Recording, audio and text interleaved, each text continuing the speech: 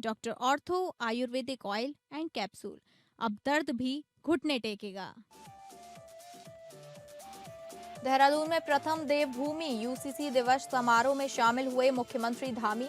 CM ने कहा, उत्तराखंड से निकली यूसीसी की गंगोत्री। यूसीसी आधी आबादी यानी महिलाओं के लिए पूर्ण न्याय का कानून। यूसीसी से हर नागरिक को समान अधिकार और सम्मान सुनिश्चित किया जा रहा। अतिक्रमण के खिलाफ धामी सरकार का सख्त रुख। सीएम धामी ने कहा, किसी भी कीमत पर सरकारी जमीन पर अतिक्रमण बर्दाश्त नहीं। अतिक्रमण के दोषियों के खिलाफ सख्त कार्रवाई की जाएगी। यूसीसी में चंपावत का लहराया परचम। प्रथम यूसीसी दिवस पर राज्य में सर्वश्रेष्ठ प्रदर्शन का सम्मान। ग्रामीण क्षेत्रों में 100% पंजीकरण बना मिसाल। चारधाम यात्रा की तैयारी में जुटा रुद्रप्रयाग। जिला प्रशासन गढ़वाल मंडल आयुक्त की अध्यक्षता में बैठक आयोजित। बैठक में चारधाम यात्रा के सफल संचालन के मुद्दों पर चर्चा।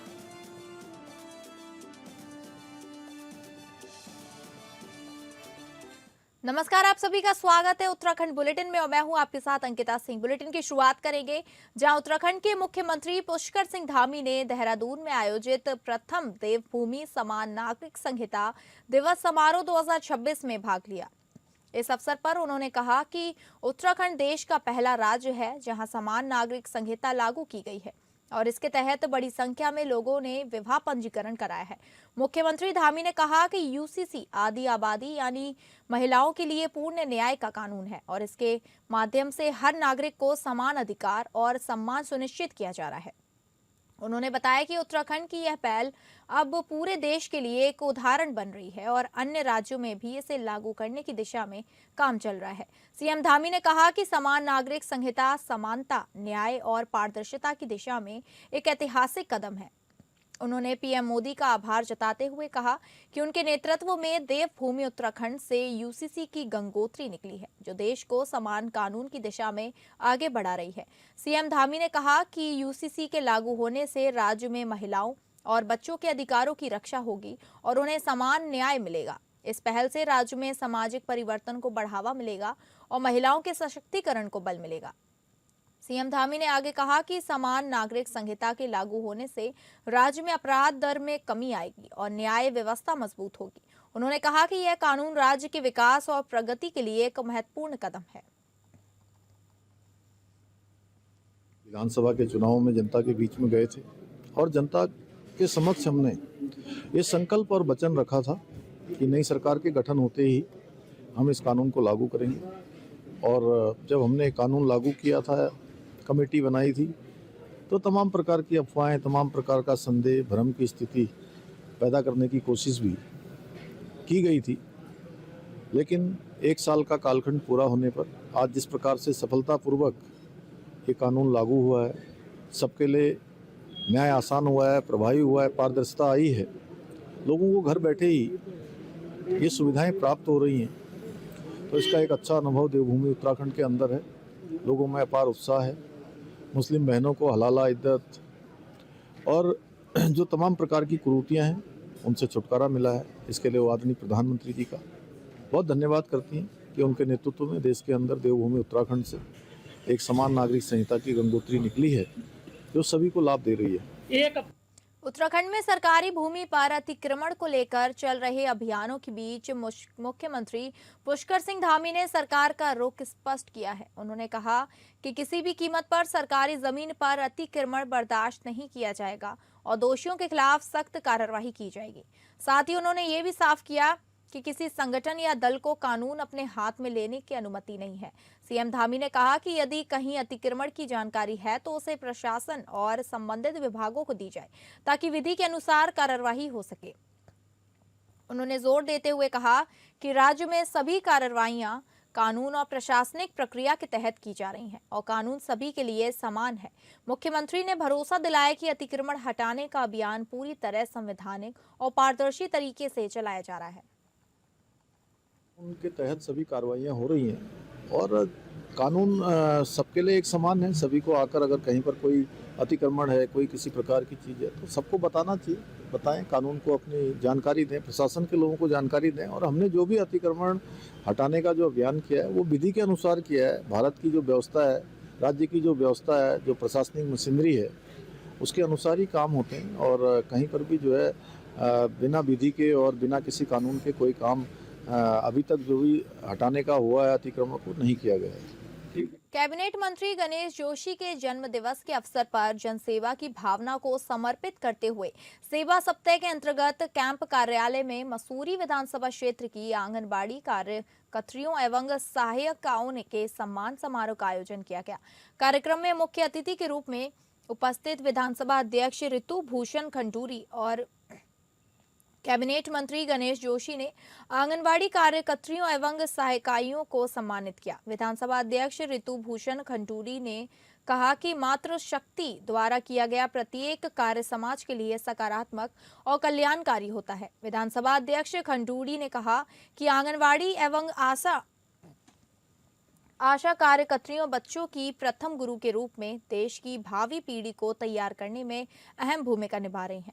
उन्होंने आंगनबाड़ी को समाज की रीढ़ बताते हुए कहा कि इनके बिना सामाजिक विकास की कल्पना अधूरी है।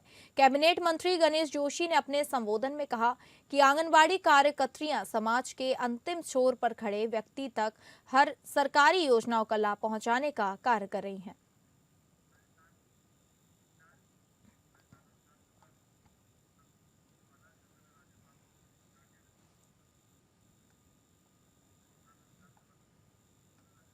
रुद्रप्रयाग जिला प्रशासन चारधाम यात्रा की तैयारियों में जुटा हुआ है। जिलाधिकारी प्रतीक जैन ने हाल ही में गढ़वाल मंडल आयुक्त की अध्यक्षता में आयोजित बैठक में दिए गए निर्देशों के क्रम में घोड़ा खच्चर एसोसिएशन, डांडी कांडी एसोसिएशन, होटल एसोसिएशन और व्यापार मंडल के साथ बैठक की। इस बैठक में चारधाम यात्रा के सफल संचालन के लिए विभिन्न विषयों पर चर्चा की गई। जिलाधिकारी ने बताया कि पिछले वर्षों में यात्रा के दौरान आई समस्याओं के समाधान के लिए प्रयास किए जा रहे हैं और हर तरह की व्यवस्थाएं चाक चौबंद की जा रही हैं। उन्होंने बताया कि इस समय जमकर बर्फबारी हुई है और उसका लुत्फ उठाने के लिए काफी संख्या में पर्यटक भी पहुंच रहे हैं। चारधाम यात्रा को ध्यान में रखते हुए जिला प्रशासन ने विभिन्न व्यवस्थाएं की हैं। भीमबली से केदारनाथ तक एक वैकल्पिक मार्ग तैयार किया गया है, लेकिन अभी वहां पर मूलभूत सुविधाएं नहीं है। जिलाधिकारी ने बताया कि बिजली, पानी और अन्य सुविधाओं के लिए कार्य किया जा रहा है। जरूरत पड़ने पर इस मार्ग का प्रयोग इस यात्रा के दौरान किया जा सकता है, लेकिन 2027 की यात्रा तक सभी सुविधाएं मुहैया की जाएंगी। उन्होंने कहा कि जिला प्रशासन का उद्देश्य है कि यात्रा सुगम, सुखद और सुरक्षित हो। इसके लिए विभिन्न विभागों के साथ मिलकर काम किया जा रहा है। जिलाधिकारी ने बताया कि यात्रा के दौरान यात्रियों की सुरक्षा और सुविधा के लिए सभी आवश्यक कदम उठाए जा रहे हैं। इससे यात्रियों को सुविधा होगी और यात्रा सुगम हो सकेगी। जिला प्रशासन इस पर तेजी से काम कर रहा है ताकि भविष्य में यात्रियों को कोई परेशानी ना हो। कि वन वे ट्रैफिक की बात चल रही है और इसीलिए हमने एक वैकल्पिक पैदल रूट भी जो है वो केदारनाथ जी यात्रा का बनाया है। अगर हम देखें तो भीमबली से केदारनाथ जी तक एक दूसरा रूट भी हम लोगों ने तैयार किया है, जहां से हम लोग यात्रियों का आवागमन कर सकते हैं। हालांकि उस रूट को सुचारू करने के लिए हमारे को करीब 1 साल, हो सकता है 1 सीजन इंतजार करना पड़े, क्योंकि उस रूट पे अभी रूट तो तैयार हो गया है, लेकिन जो बाकी सुविधाएं होती हैं जैसे बिजली, पेयजल इत्यादि, ये हम लोग अभी तक वहाँ पे नहीं पूरा कर पाए हैं। क्योंकि इस बार हम लोग कोशिश करेंगे, जब ग्रीष्मकालीन सत्र होता है तो हमारे जो बाकी अन्य विभाग हैं वो भी वहाँ पे काम कर पाएंगे। और एक बार हम जब ये कर दें तो मुझे लगता है 2027 की यात्रा में हम लोग वो ऑल्टरनेट रूट पूरी तरह से यूज कर पाएंगे। लेकिन इस बार भी अगर आवश्यकता पड़ती है, अगर ज्यादा भीड़ होती है, तो मौके की जरूरत को देखते हुए निर्णय लिया जाएगा। गंगा घाट में गैर हिंदू के प्रवेश की वर्जित की मांग के बाद बद्रीनाथ केदारनाथ मंदिर समिति उत्तराखंड के प्रमुख मंदिरों में गैर हिंदू के प्रवेश पर वर्जित लगा सकती है। इसके लिए मंदिर समिति की आगामी बोर्ड बैठक में प्रस्ताव पारित किया जा सकता है। बीकेटीसी के द्वारा प्रेस विज्ञप्ति में कहा गया कि देवभूमि उत्तराखंड की धार्मिक और सांस्कृतिक परंपराओं की रक्षा सर्वोपरि है। केदार खंड से लेकर मानस खंड तक स्थापित मंदिर श्रृंखला में परंपरागत रूप से गैर हिंदू का प्रवेश प्रबंध रहा है, लेकिन गैर भाजपा सरकारों के समय परंपराओं का उल्लंघन होता रहा है। इसके लिए विधिवत अनुपालन सुनिश्चित हो सके, बीकेटीसी जल्द कदम उठाएगी। सीएम धामी ने इस पर मामले को लेकर कहा कि हमारा पहले से ही स्पष्ट मत है। पौराणिक और धार्मिक स्थलों के संचालक और देखरेख रखने वाले लोगों का जो मत होगा उस राह में सरकार आगे बढ़ेगी। पौराणिक मंदिरों और स्थान में पूर्व से ही गैर हिंदुओं के प्रवेश पर कानून बने हुए हैं। सरकार उनका अध्ययन कर रही है, जल्द फैसला लिया जाएगा। वहीं कांग्रेस ने सरकार पर तुष्टीकरण की राजनीति करने का आरोप लगाते हुए कहा कि बीकेटीसी को यह बताना चाहिए कि गुफा की खोज किसने की थी और वह कौन से धर्म का था जो खच्चर और घोड़े ले जाकर सेवा कर रहे थे। वह लोग कौन से धर्म के हैं, व्यवस्था करके वहां तक ले जाते हैं, कौन लोग हैं। तो इस देश में जो प्रेम और भाईचारा उसको तोड़ने की कोशिश ना करें। व्यक्ति को अपनी हद पता है, हर व्यक्ति को पता है उसको कहां तक जाना, उसकी सीमाएं क्या है। सरकार और सरकार के उपक्रम में बैठे हुए लोगों को अपनी गंदी मानसिकता को छोड़ना चाहिए और राष्ट्र जिस रास्ते पर पौराणिकता से चल रहा है, पुराणों के समय से चला आ रहा है, उसे रास्ते में राष्ट्र को चलने दिया जाए। दरअसल बीते कई सालों से उत्तराखंड के साधु संतों के साथ मंदिरों और धार्मिक स्थलों के समितियों के अध्यक्ष ये मांग कर रहे थे कि गैर हिंदुओं का प्रवेश वर्जित किया जाए। लेकिन सवाल ये उठता है कि अधिकतम बद्रीनाथ और केदारनाथ में घोड़े खच्चर से संचालकों के साथ साथ बद्री केदार में मास्टर प्लान में कार्य कर रहे अधिकतम मजदूर गैर हिंदू हैं। सरकार को ये भी अध्ययन करना चाहिए कि अगर यह फैसला लिया जाता है तो इससे पर्यटक दृष्टि से कितना नुकसान उत्तराखंड को पहुंचेगा। वहीं श्रद्धा के अनुसार देखा जाए तो यह एक ऐतिहासिक फैसला सरकार के द्वारा हो सकता है। देखिए, बीकेटीसी को ये बताना चाहिए, चाहे वो हमारा केदारनाथ धाम हो, चाहे वो अमरनाथ जी की गुफा हो।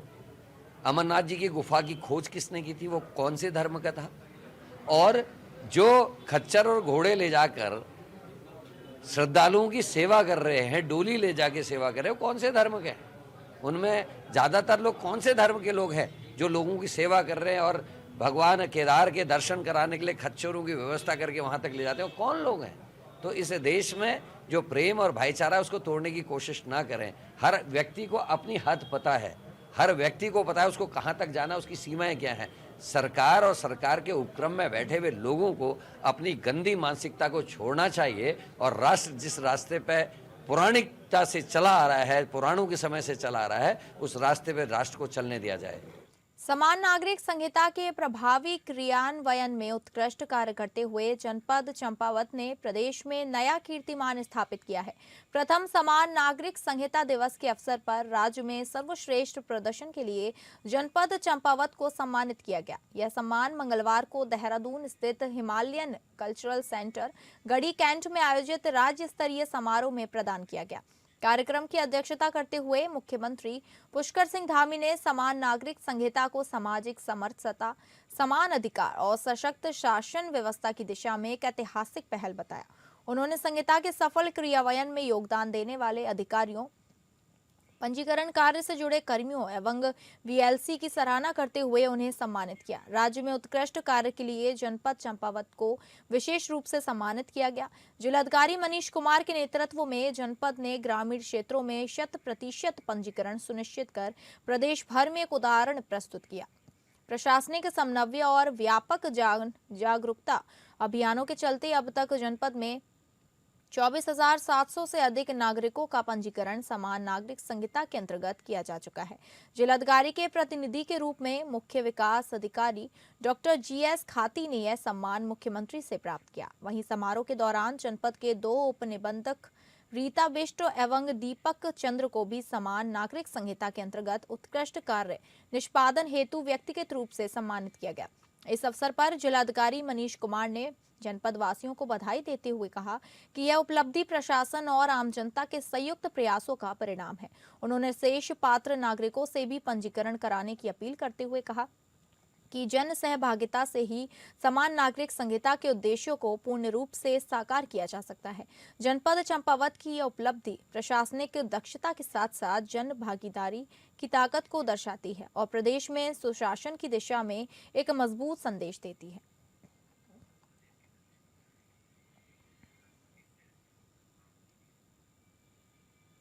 आगे बढ़ते हैं, जहां समान नागरिक संहिता के 1 वर्ष पूर्ण होने पर राज्य सरकार के निर्देश अनुसार गांधी पार्क में यूसीसी दिवस भव्य रूप से मनाया गया। नगर निगम एवं जिला प्रशासन के संयुक्त तत्वाधान में आयोजित कार्यशाला एवं जन सुविधा शिविर का शुभारंभ महापौर विकास शर्मा ने फीता काटकर किया। शिविर में यूसीसी पंजीकरण सहित विभिन्न जन कल्याणकारी योजनाओं के स्टॉल लगाए गए। महापौर ने कहा कि यूसीसी सामाजिक समानता और महिला सशक्तिकरण की दिशा में एक ऐतिहासिक कदम है। अल्पसंख्यक आयोग की उपाध्यक्ष फरजाना बेगम ने इसे महिलाओं के अधिकारों की सुरक्षा का मजबूत आधार बताया। जिलाधिकारी नितिन भदौरिया ने कहा कि यूसीसी केवल कानून नहीं बल्कि सामाजिक न्याय का सुदृढ़ स्तंभ है। नगर आयुक्त ने शिविर की व्यवस्थाओं पर संतोष जताया। हालांकि कार्यक्रम के दौरान पंडाल में लगभग कुर्सियां खाली भी नजर आईं। के अलावा ये भी आप लोग देख सकते हैं कि यहाँ पे जितने भी हमारी योजनाएं के भी स्टॉल लगे हैं, उसके भी लाभार्थियों को कहीं ना कहीं यूसीसी पंजीकरण जो कराए जाएंगे उन्हीं को आगे लाभ मिलेगा। तो इसलिए पूरे सैचुरेशन मोड में इसके कैंप्स लगाए जा रहे हैं और 2010 के बाद सभी लोगों को 26 मई 2010 के बाद सभी लोगों को अनिवार्यता अपने मैरिज को यूसीसी में पोर्टल में रजिस्टर करना पड़ेगा। इससे आप लोग देखते हैं कि कहीं ना कहीं जो डोमेस्टिक वायलेंस के क्राइम्स होते हैं, कोई अन्य तरह के जो घरेलू क्राइम्स होते हैं, उनको रोकने के लिए काफी बड़ी पहल है उत्तराखंड सरकार की। और हमारी कोशिश यही रहेगी कि जिससे जो भी लाभार्थियों को अगर कोई अन्य डिमांड्स भी होंगी यहाँ पे उनके द्वारा ये भी कहा जा रहा है कि अगर इसमें कुछ कम शुल्क, पंजीकरण शुल्क को कुछ कम कर दिया जाए तो उसको भी हम सरकार से निवेदन करके कम कराने की कोशिश करेंगे। धन्यवाद। अब खबर दिनेशपुर से है, जहां दिनेशपुर थाना क्षेत्र के सुंदरपुर गांव में हैदराबादी सलून के नाम से पुरुष सलून चलाने वाले हाशिम अली पर महिलाओं और नाबालिग लड़कियों को आपत्तिजनक मैसेज भेजने का आरोप लगा है। मामले की जानकारी मिलने पर विश्व हिंदू परिषद और बजरंग दल के कार्यकर्ताओं ने मौके पर पहुंचकर विरोध प्रदर्शन किया और आरोपी को पकड़कर पुलिस के हवाले कर दिया। पूरे मामले में पुलिस आगे की जांच में जुट गई है। इसका हरकत है, इससे पहले भी इसका यहाँ पे आसपास के क्षेत्र में एक सलून था, तो वहाँ भी कुछ इसी प्रकार का घटना हुआ था। तो वहाँ से जो आसपास के ग्रामीण लोगों ने इसको भगा दिया था। उसके कुछ महीने बाद जाके इसने यहाँ पे सुंदरपुर गांव में हैदराबादी सलून करके यहाँ पे सलून खोला उसने, जो कि मेंस के लिए जैसा भी बताया। और यहाँ पे अब यहाँ पे महिलाएँ भी आ रही है, बहनें भी आ रही, सभी आ रहे, आके यहाँ पे फ्री में उनका काम किया जा रहा है और करके कुछ ऐसी मानसिकता लेके यहाँ पे बैठा है। तो इसके बारे में हमें आज सूचना मिली कि ऐसा कुछ यहाँ पे विषय बना है। सूचना खैर हमें पहले भी 1-2 महीने पहले मिली थी। हम गांव में आके यहाँ पे एक बार सचेत करके गए थे, पर आज फिर से सूचना मिली। सूचना मिलने पर हम यहाँ पे आए, आके जब उसका फ़ोन हमने चेक किया, चेक करने के बाद उसके फ़ोन में कुछ हमें ऐसी चीज़ें मिली, मैसेज मिली, जिस समय कि इसके तरफ से मैसेज आ रखा था महिलाओं के लिए, पर जो हमारी माताओं की तरफ से इसके पास कोई मैसेज नहीं आ रखा था। तो इसी प्रकार की घटना मिली। घटना के बाद फिर हमने यहाँ पे विरोध किया इस चीज़ का। गांव वाले हमारे साथ थे, उन्होंने हमारा समर्थन किया और उसके बाद पुलिस को सूचना दी। फिर पुलिस आगे अपनी कार्रवाई कर रही है।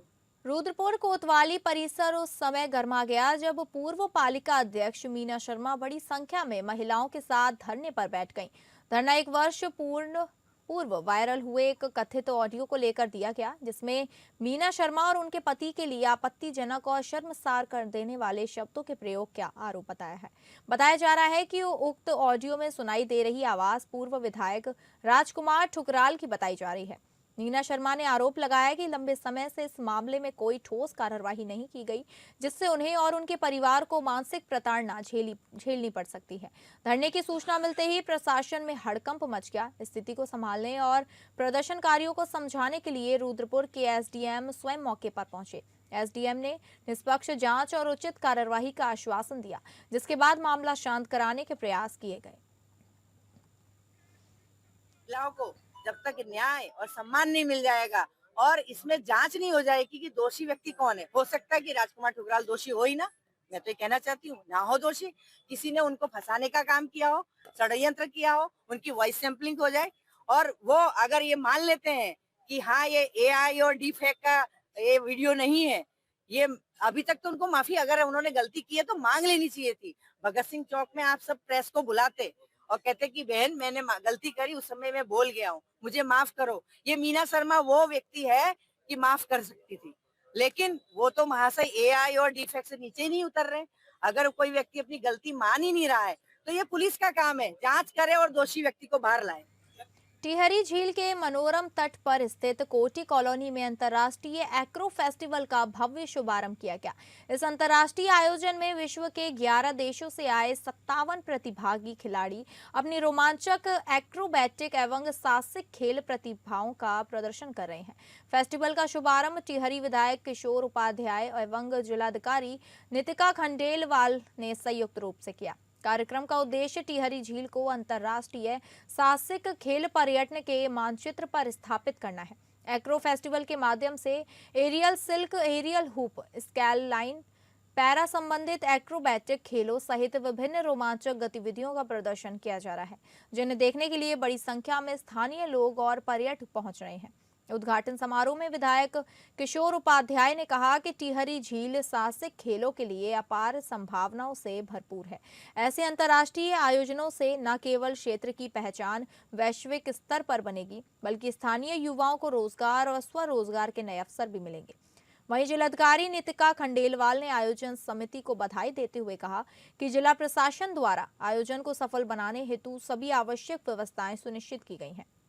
अंतर्राष्ट्रीय एक्रो फेस्टिवल के आयोजन से टिहरी जनपद में पर्यटन गतिविधियों को नई गति मिलने की उम्मीद है। तब चाहे एक्रो फ्लाइंग का हो, तब चाहे पैराग्लाइडिंग का हो, तब चाहे वाटर स्पोर्ट्स हो, तो अच्छी बात यह है कि उसमें हमारे स्थानीय युवाओं को जो है और हमारी बेटियों को अवसर मिल रहा है। आज का बहुत बड़ा ये अंतर्राष्ट्रीय जिसमें कि बाहर के बहुत से देश आ रखे हैं, उससे एक गौरव उत्तराखंड को भी मिलता है पूरे अंतर्राष्ट्रीय स्तर पर।